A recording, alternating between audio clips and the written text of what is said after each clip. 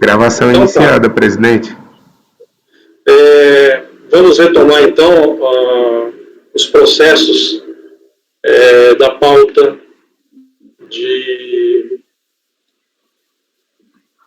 do dia 23 do período da tarde. Nós estamos nela, porque já vencemos a pauta do dia de hoje. Vamos ao item, fazendo uma inversão naquilo que eu havia anunciado no começo. Nós vamos no item 139 e 140 da pauta, que é a empresa MCM Química Industrial, relatoria do conselheiro Elcio. Com a palavra, Elcio. Trata-se de recurso voluntário, interposto em contraposição ao acordo da DRJ, que julgou parcialmente procedente a impugnação apresentada pelo contribuinte em decorrência da lavratura do auto de infração eletrônico, relativa a COFINS, período de apuração 1/5 a 30/6 de 97, em razão da constatação de que não havia sido comprovado o processo judicial número tal, informado em DCTF para justificar a compensação dos débitos declarados. Na impugnação, recepcionada em 27 de 12 de 2001, o contribuinte requereu o reconhecimento da improcedência do lançamento, aduzindo que a COFINS devida no período havia sido integralmente recolhida mediante compensação com indébito de fim social judicialmente autorizado. Só um minuto. Cujo acórdão do TRF da terceira região transitaram em julgado em 26 de 10 de 98.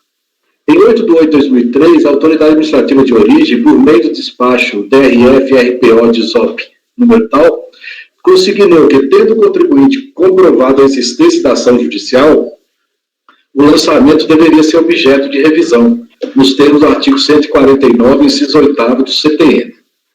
Em 10 de 7 de 2018, o contribuinte foi intimado a apresentar demonstrativo de apuração do crédito reconhecido judicialmente e de sua utilização na compensação dos débitos lançados no auto de infração.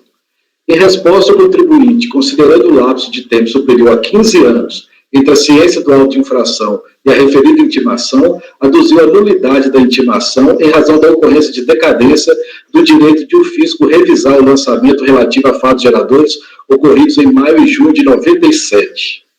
Por meio da informação fiscal, de 14 de agosto de 2018, a repartição de origem informou que a ação judicial, em relação à qual o contribuinte arguíra o trânsito em julgado em 26 de 10 de 2098, na verdade, veio a transitar em julgado somente em 4 de 9 de 2008, em razão do retorno dos autos à origem para novo julgamento determinado pelo Tribunal Regional.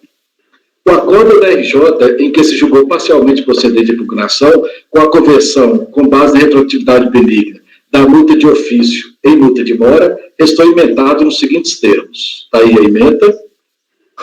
Cientificado, requereu o arquivamento do processo em razão da ocorrência de decadência, prescrição, ou reconhecimento como vincendas das parcelas da COFINS compensadas com crédito fim social reconhecido judicialmente. Então, conforme relatado, trata de auto de infração eletrônico da COFINS, período de apuração 5 a 6 de 97, constatação de que o processo judicial para justificar a compensação de débitos declarados. Não existiu o processo. De pronto, deve-se declarar que o referimento, lançamento do ofício, que o referido, deve ser, que o referido lançamento de ofício não pode prosperar, em razão das constatações a seguir expostas. O auto de infração se fundar em um equívoco, qual seja, a não comprovação do processo judicial informado pelo recorrente da DCTF, para justificar a extinção, via compensação, de parcelas da COFINS com indébito fim social reconhecido judicialmente. Situação em que se tem por violar dispositivo do decreto 70. O artigo 9 fala, a exigência do tributário em auto de infração deverão estar instruídos com todos os termos, depoimentos, laudos e demais elementos de prova indispensáveis. O auto de infração deve conter a descrição do fato e a disposição legal infringida. Conforme o dispositivo súbito, o auto de infração, para ser válido, precisa se fundar em elementos de prova indispensáveis e na delimitação da disposição legal infringida, regulamento esse não observado no procedimento que trata os presentes autos. A par da impugnação apresentada pelo recorrente, em 27 de 2 de 2001, a autoridade administrativa de origem constatou, em 8 de 8 de 2003, o equívoco cometido no lançamento, pois a ação judicial declarada pelo recorrente efetivamente existia.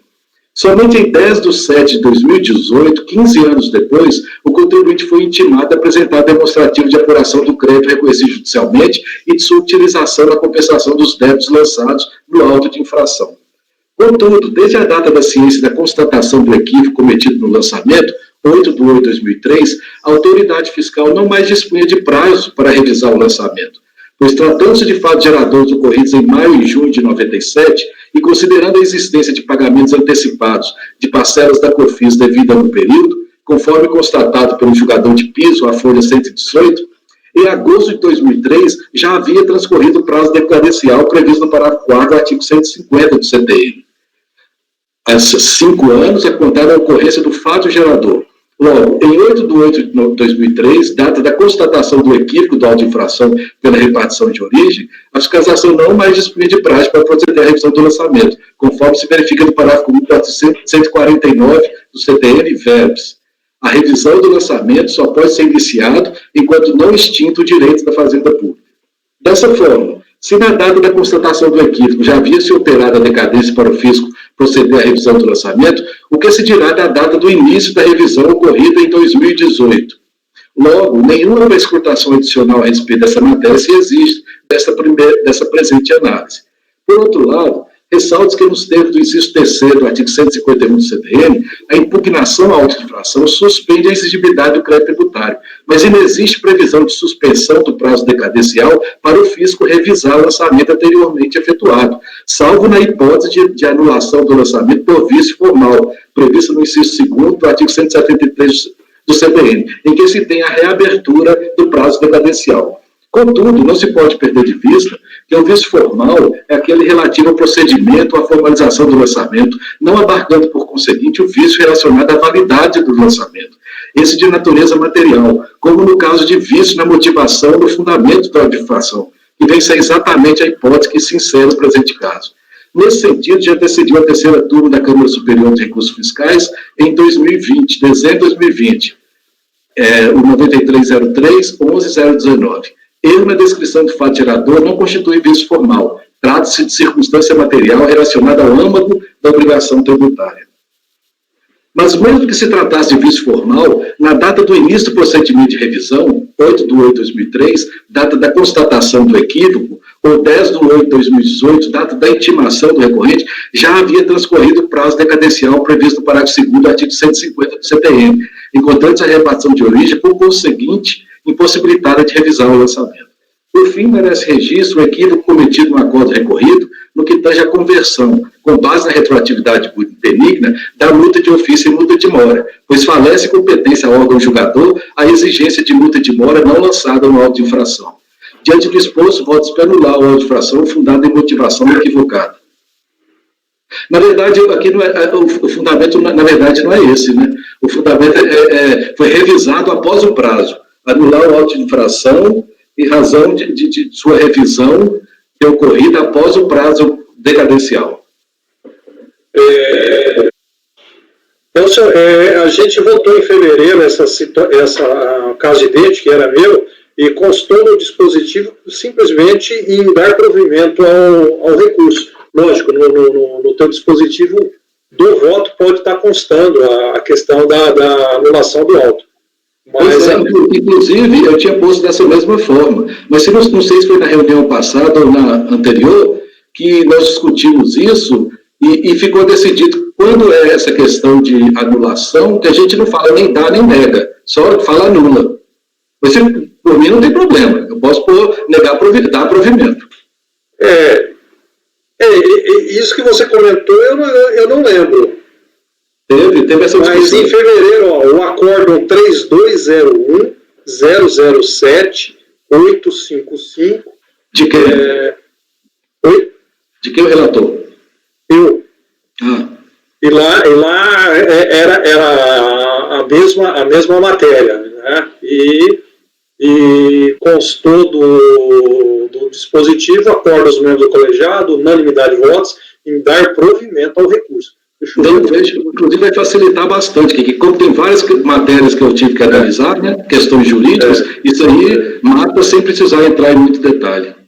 Porque lógico que você pode vamos dizer, no último parágrafo do teu voto, tá colocando aí que é a nulidade do auto de infração, sim, né? E que eu faço também, porque lá no meu caso eu coloquei, dessa forma o lançamento não pode subsistir. Né? E aí depois, no dispositivo, diante do exposto, voto para dar provimento ao recurso. Então eu acho que seria adequado o dar provimento. Ok, sem problema. Então vamos à votação. Pedro? Acompanho. Mara? Acompanho o relator. Leonardo? Com o relator. Arnaldo? Acompanho.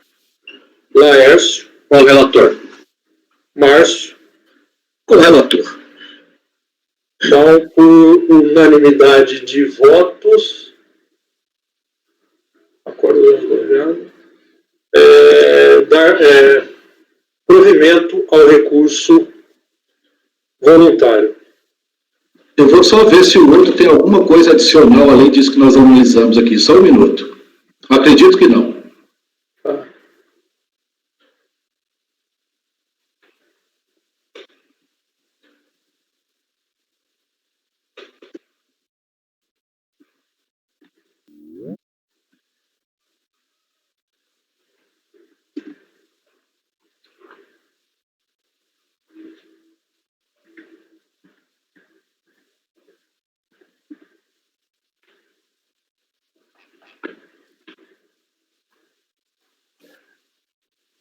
A mesma coisa.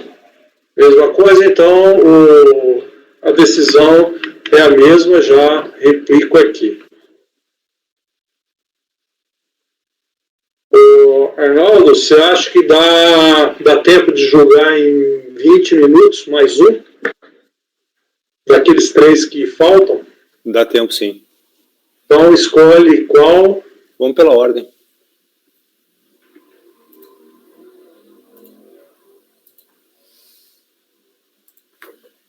Peraí que eu tô. A ordem é. Então seria o 714. Então vamos no 714 da pauta, que é ZIM do Brasil, final 2009-94. Com a palavra, Arnaldo. Trata-se de recurso voluntário interposto em 19 de março de 2019 contra a decisão proferida no acórdão da DRJ Rio de Janeiro, que por unanimidade de votos deixou de acolher a impugnação e considerou devida a exação. O auto de infração foi lavrado com base na infração descrita como não prestação de informação sobre o veículo ou carga nele transportada. Indica o relatório da fiscalização a antecedência mínima de 48 horas antes da chegada da embarcação para a prestação de informações correspondentes ao manifesto e respectivo CE. Menciona ainda o parágrafo 1º do artigo 45 da IN 800, que equipara a prestação de informação fora do prazo à alteração efetuada nos manifestos de conhecimento eletrônico. Relata que em 15 de setembro de 2008 foi protocolada nesta Equivib petição para desbloqueio no sistema carga do manifesto eletrônico número tal, pois este for registrado fora do prazo estabelecido na norma administrativa, o que ocasionou o bloqueio automático gerado pelo sistema. Conclui que a conduta omissiva do transportador materializou claramente a hipótese infracional acima descrita, punida com a pena de multa de R$5.000, prevista na linha E do inciso 4, artigo 107 do 3766. Em sua impugnação, a empresa ZIM do Brasil sustenta que a retificação não é a mesma coisa que atraso na prestação de informação e que não existe atraso legal na conduta da requerente praticada em 15 de setembro. Defende que nos termos do artigo 50 da IN 800, alterado pela IN 899, os prazos estipulados pelo artigo 22 da mesma IN eram obrigatórios antes de 1º de abril de 2009. Afirma que não há infração, uma vez que a vinculação apontada pela fiscalização foi registrada pela requerente no Siscarga, dentro do prazo de 48 horas da atracação do navio. Argumenta que estava sujeito a prazos diferenciados em razão das rotas de exceção estabelecidas. Argue que a penalidade não pode ser aplicada ao agente marítimo, uma vez que não se confunde com o transportador ou agente de carga, a quem a penalidade é direcionada. Tampouco a ele pode ser estendida a solidariedade passiva por absoluta falta de previsão legal a respeito dessa obrigação acessória. Alega não ser parte legítima para figurar no polo passivo da autuação, tendo em vista que, na qualidade de mero agente marítimo, não responde pelas obrigações tributárias do seu representado. Apregoa que a denúncia espontânea da infração, que sequer existiu, exclui o pagamento de qualquer penalidade, nos exatos termos do artigo 138 do CTN. Protesta, por fim, pela consideração dos princípios da boa-fé, da razoabilidade e da proporcionalidade. O julgamento de primeira instância, formalizado no acordo da DRJ do Rio de Janeiro, resultou em uma decisão de não acolhimento da impugnação e de manutenção da exação, com os seguintes fundamentos: que sequer se pode imaginar a ocorrência de denúncia espontânea, que justamente é regulada no artigo 138 do CTN, e tem seu escopo da infração, que enseja o pagamento de tributos, não se aplicando esse instituto ao caso concreto. Que qualquer alegação acerca de ausência de tipicidade e motivação também deve cair por terra, ou mesmo sobre ilegitimidade passiva, ou mesmo de requerimento de relevação de penalidade, pois em nenhum dos casos há coadunação com o que se verifica dos autos. Que as multas, nesses casos, são aplicadas exatamente pelo fato de não possuir condições de realizar o efetivo controle se os prazos deixarem de serem cumpridos, no que toca em especial aos lançamentos extemporâneos dos conhecimentos eletrônicos, seja house, seja mercante, ou do próprio manifesto em si. Que o tipo infracional em que se enquadra a conduta da autuada dispõe expressamente que ele se aplica ao agente de carga, como se pode constatar da leitura do artigo 107, 4E do 3766, com redação dada pela Lei 10.833, e que o foco principal dessa obrigação é o controle aduaneiro, mas ela também interessa à administração tributária. Cientificada a decisão da DRJ, em 15 de fevereiro de 2019, a empresa interpôs recurso voluntário, argumentando em síntese que o recurso é tempestivo, que a conduta objeto da autuação se trata de mera retificação de manifesto eletrônico, que o acórdão da DRJ deve ser anulado por falta de fundamentação, uma vez que afastou genericamente os argumentos apresentados na impugnação, que a multa não pode ser aplicada à agência marítima, mas tão somente ao transportador marítimo ou ao agente de carga, que a multa prevista na linha E4 do artigo 107 do 3766 não contempla a hipótese de informação que foi tempestivamente prestada e alterada, sendo, portanto, inaplicável à recorrente, e o ato de retificação da informação do Ciscarga configurou denúncia espontânea, e por isso a penalidade deve ser afastada. Por fim, que a multa deve ser afastada em razão dos princípios da proporcionalidade e razoabilidade. É o relatório. Indo ao voto da nulidade do acordo recorrido. Preliminarmente, suscita a recorrente a nulidade do acordo recorrido, apontando que a quarta turma da DRJ do Rio de Janeiro afastou sem fundamentação, em termos genéricos, todos os argumentos apresentados pela recorrente. Apregoa que a referida decisão não enfrentou a maioria dos argumentos apresentados pela hora recorrente e que se limitou a reproduzir o entendimento aplicável para qualquer caso, sem se atentar para peculiaridades fáticas e de direito capazes de demonstrar, principalmente, a manifesta ilegalidade da multa imposta e a necessidade de sua exclusão. Aponta que a padronização das decisões da quarta turma da DRJ do Rio de Janeiro e sua manifesta deficiência de fundamentação já foi tema de discussão nesse Conselho Administrativo de Recursos Fiscais, que anulou o acórdão proferido nos autos do processo administrativo 10.909, 721.930, 2016-04. Analisando a impugnação ao auto de infração e a decisão da DRJ, estou convencido de que assiste razão à recorrente. O caráter genérico do acórdão recorrido resta evidenciado não só pelas expressões utilizadas, mas também pelo fato de que não é possível encontrar em seu texto qualquer referência ao caso concreto. Além disso, o acórdão recorrido discorre sobre questões não levantadas na impugnação e, por outro lado, se omite em relação a outras questões que deveriam ser apreciadas por terem sido impugnadas. Por exemplo, no quarto parágrafo do voto do relator, trata de afastar de forma genérica diversas alegações, como ausência de tipicidade, motivação, legitimidade passiva e requerimento de relevação de penalidade, sendo que não se encontra pedido de relevação na impugnação apresentada. Mais adiante, o relator afirma que o tipo infracional em que se enquadra a conduta da autuada dispõe expressamente que ele se aplica ao agente de carga, não obstante a autuada não ser um agente de carga, mas sim uma agência marítima. No parágrafo seguinte é dito que o caso diz respeito à importação de carga consolidada e, ao final, a conclusão refere o lançamento extemporâneo do conhecimento eletrônico. Ocorre que, segundo se constata na folha 6 do auto de infração, o caso diz respeito ao atraso do registro de manifesto eletrônico. Aliás, esse talvez seja o ponto central da discussão. Uma vez que na impugnação a recorrente apresentou argumentos e documentos que, segundo ela, comprovariam que não houve prestação de informação fora do prazo. Argumentos esses sobre os quais o acórdão da DRJ silencia. Isso posto é de se concluir que, por ter julgado o feito de forma genérica, por ter deixado de apreciar os argumentos trazidos na peça impugnatória e por ter deixado de se manifestar sobre o caso dos autos, o acórdão recorrido padece de vício de motivação, caracterizando a preterição do direito de defesa da recorrente nos termos do inciso 2 do artigo 59 do decreto 7235, que enseja a sua nulidade. Não havendo um convencimento a partir dos documentos acostados ao processo de que o mérito é favorável à recorrente, deixe de aplicar o disposto no parágrafo 3º do artigo 59 do decreto 7235, acima transcrito. Restam prejudicadas a análise dos demais argumentos trazidos no recurso voluntário. Diante do exposto, voto por dar provimento parcial. Pois é, aí eu não sei se é provimento parcial ou é provimento integral. Ao recurso voluntário para fins de, acolhendo a preliminar levantada, declarar a nulidade do acórdão recorrido, determinando o retorno dos autos ao julgador ACO para que sejam analisados todos os argumentos da peça impugnatória e para que seja proferida a nova decisão. É o voto. Arnaldo. O RJ não julgou o processo errado, não foi isso? Não. Paulo, assim, o que eu percebi, tá? Eu encontrei essa decisão padrão da DRJ em vários processos. Então. Assim, qual é a DRJ? É do Rio de Janeiro, a quarta turma. É uma auditora? É. Já aconteceu, já vi.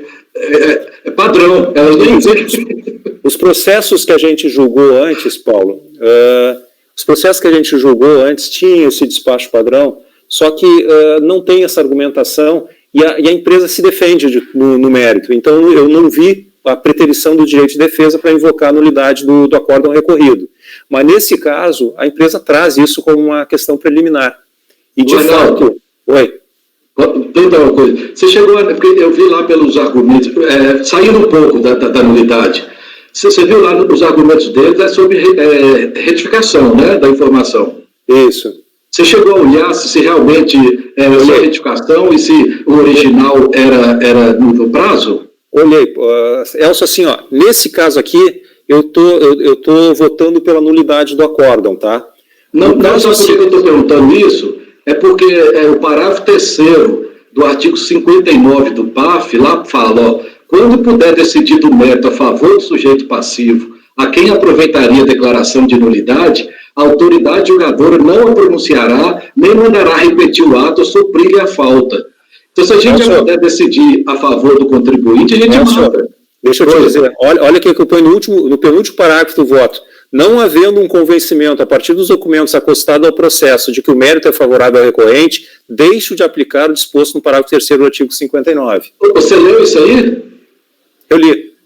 Eu não ouvi, desculpa então. E no processo seguinte, que é da ZIN também, é o mesmo caso, ela pede a nulidade, só que lá eu consigo, assim, de pronto, verificar que o mérito favorece ela. Aqui, eu não estou dizendo que o mérito não favorece, tá? Mas não é algo que facilmente eu possa chegar a essa conclusão. Por isso eu estou sugerindo a nulidade do acórdão, tá? Ok. Desculpa aí a intervenção indevida. Não, imagina.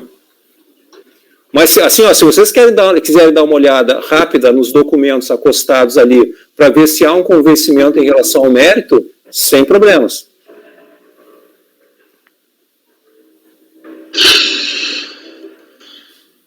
Se alguém quiser, eu já estou convencido. Parece que Leonardo, você chegou a pedir a palavra? Sim, presidente. Mas você abaixou a mão, porque não está levantada, né? Agora eu baixei. Tá.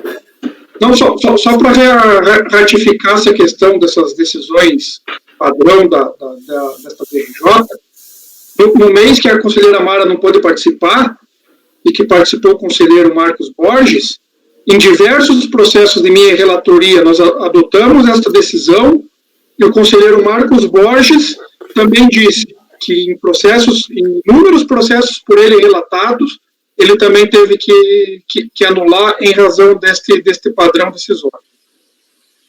Ok. Pronto para votar, Elcio? Sim. Pois não? Com o relator. Pedro? Acompanho. Mara? Com o relator. Leonardo? Acompanho.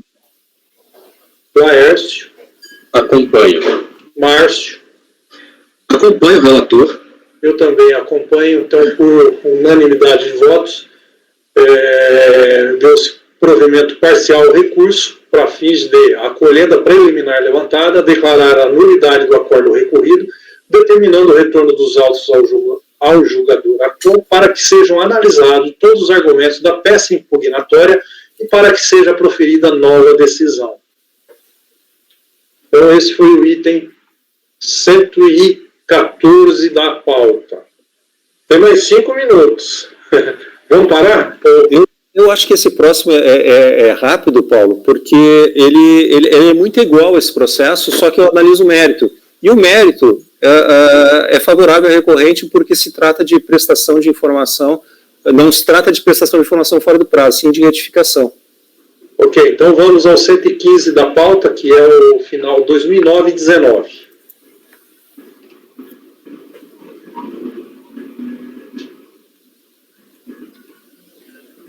A palavra, relator. Ok, obrigado. Trata-se então de recurso voluntário. Trata-se de recurso voluntário que foi contra a decisão proferida pela 4ª turma da DRJ do Rio de Janeiro, que manteve que deixou de acolher a impugnação e considerou devida a exação. Os fatos são praticamente os mesmos.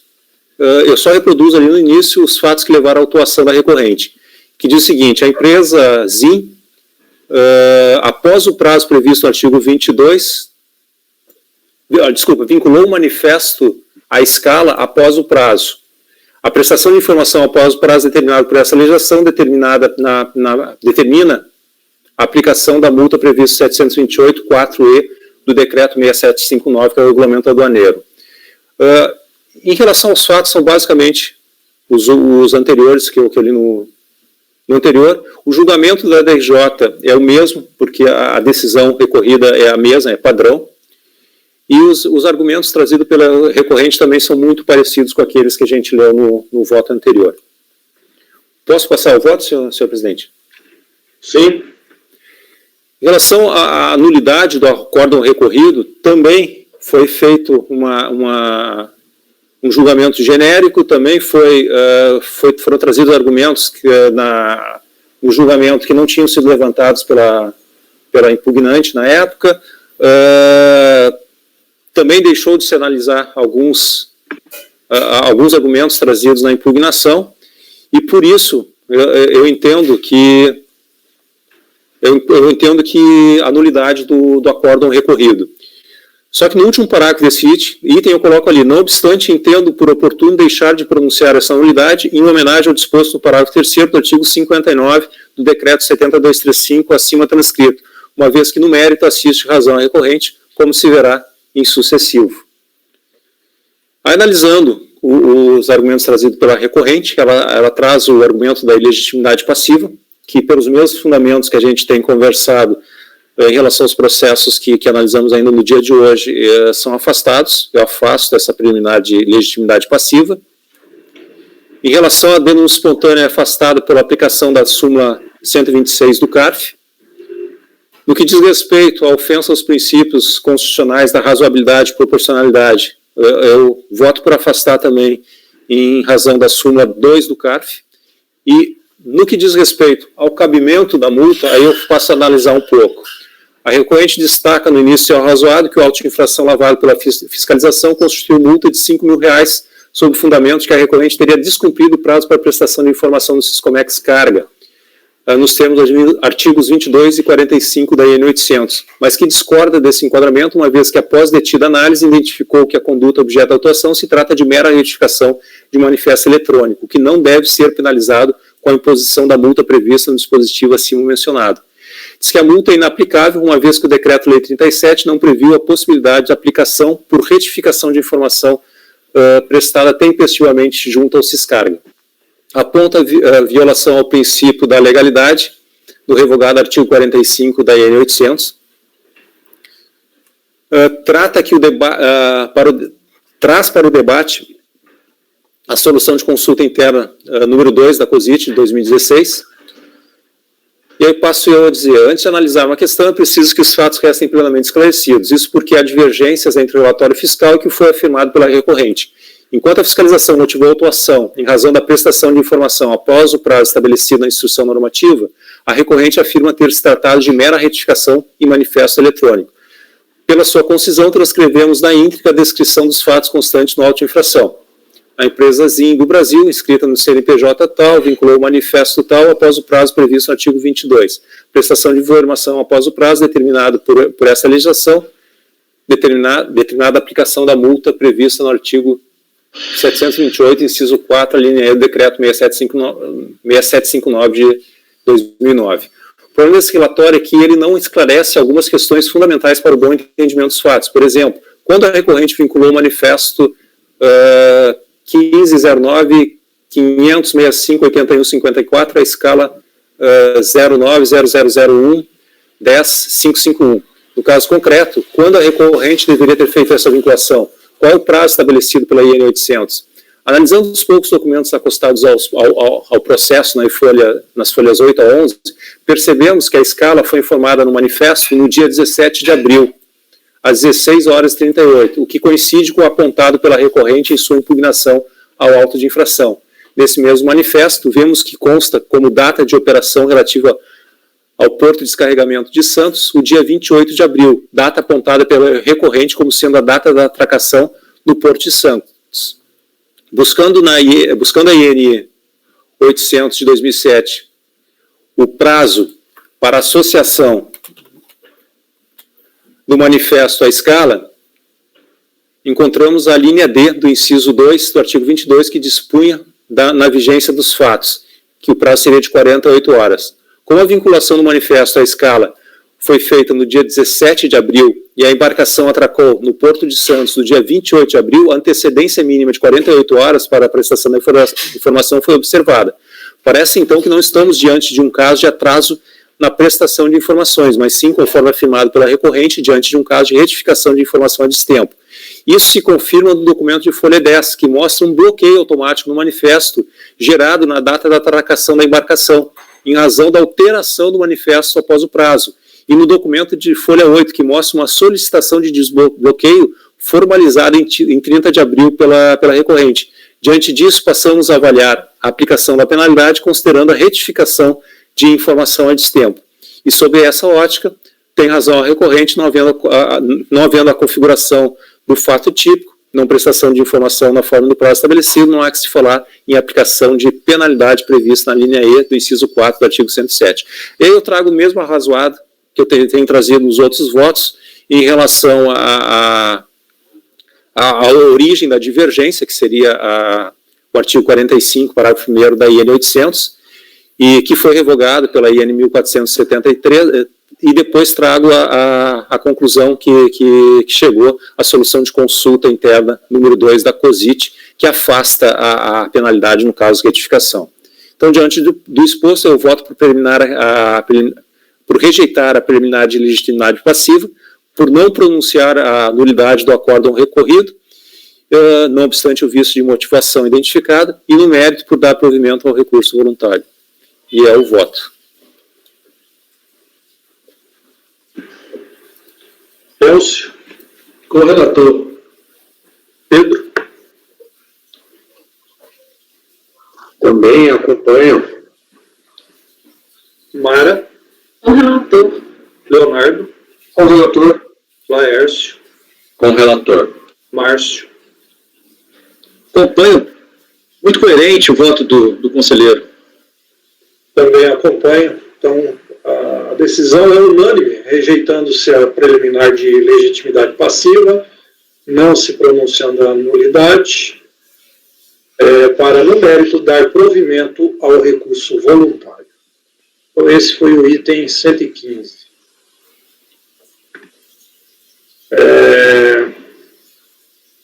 Faltou o item 116 para completar a ZIM, mas eu acho que a gente pode interromper para o almoço, né? Acho que sim. Melhor. Matéria diversa essa. Tá. Então, por favor, apoio, pode interromper a